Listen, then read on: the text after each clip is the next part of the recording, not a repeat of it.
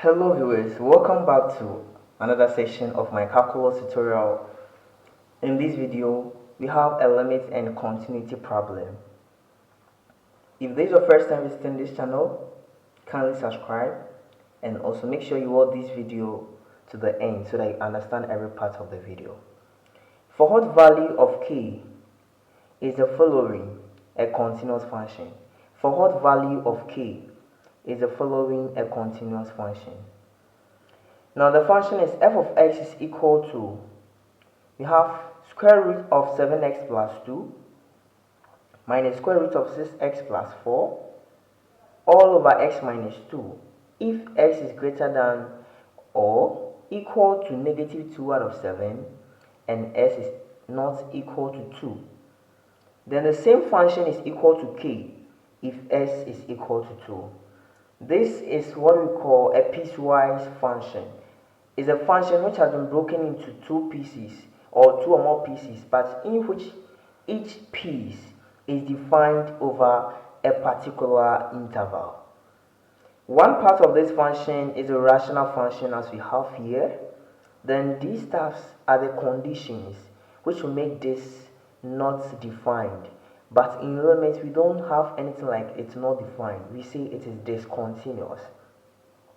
This function is going to be discontinuous when x is given in this interval. It's also going to be discontinuous when s is equal to 2. That is why it's saying that where s is not equal to 2 at this side. Then also, we have a concept of removable discontinuity in the limits and continuity concept. So it is saying that the functional value of this function is equal to k if s is equal to 2. Let's see how we are going to solve this problem. So simply, the problem is saying that we should find the value of k that will make this function a continuous function. A continuous function in the sense that we are going to remove every sort of discontinuity from it. Now, what is a continuous function? That is the first question you're going to ask yourself. A function is said to be continuous if the functional value f of a is equal to limits as f of x approaches a. So a function is said to be continuous if f of a is equal to the limit as the function approaches a. Therefore, a function is going to be continuous if when you put the limit point inside a function, we are going to get a defined output. So what you are going to do in this problem is, we are first going to find the limit as s approaches to here. Then after we find we are going to equate it to the functional value, and that will give us the value of k. So let's find the limit as s approaches to of this function or of this part of the function. So you're going to have limit as x approaches to of the square root of 7x plus 2 minus the square root of 6s plus 4 all over x minus 2. I want to find the limit of this function, this part of the function, as s approaches 2. So how do I do? So at this point, you know that I have some square root signs here. I'm going to rationalize the function. Into rationalizing this, I'll assume that this function is being multiplied by 1. So what I'm going to do is I'll take the conjugate of the numerator, and that is going to give me square root of 7x plus 2 minus the square root of 6x plus 4 all over x minus 2. Then multiplying the expression square root of 7x plus 2, then the negative sign here changed to positive square root of 6s plus 4 all over the same thing, 7x plus 2 plus the square root of 6s plus 4. So in effect, this can cancel this to get us the 1. But when you multiply this, it can have effect on the function. So let's see. When you multiply this and this, you are going to get differences of 2 squared. So I'm going to get the square root of 7x plus 2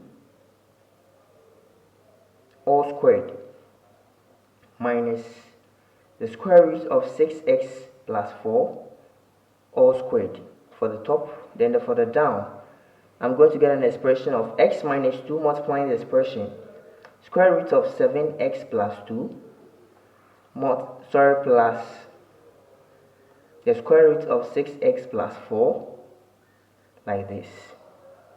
So at this point, this is going to give me 7x plus 2 minus open bracket 6x plus 4. Take note, don't open the bracket here, it's multiplying, otherwise you make a mistake.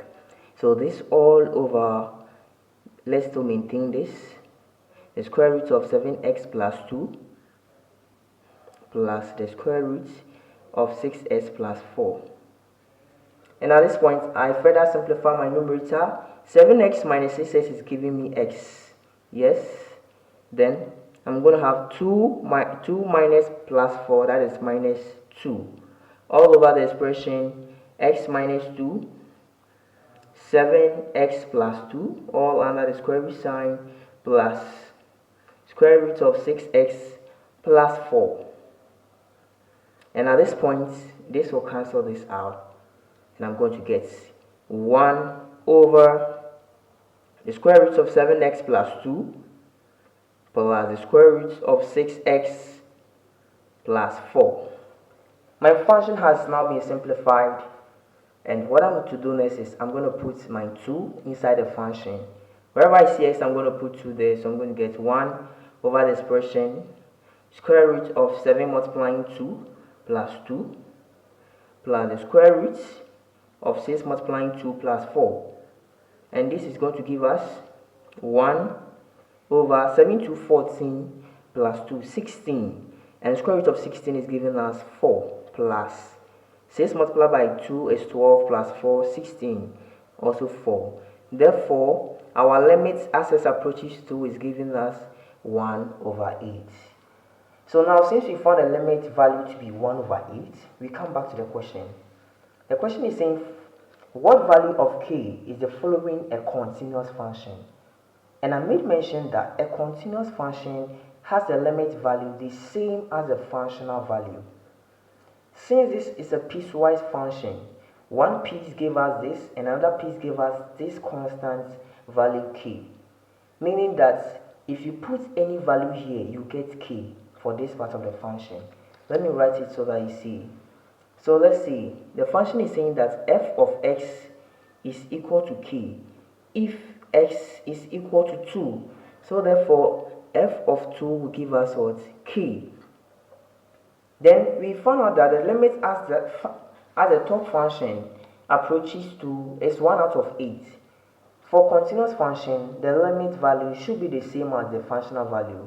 Therefore, we can confirm that k is equal to 1 over 8. This is the end of the video. Thanks for watching.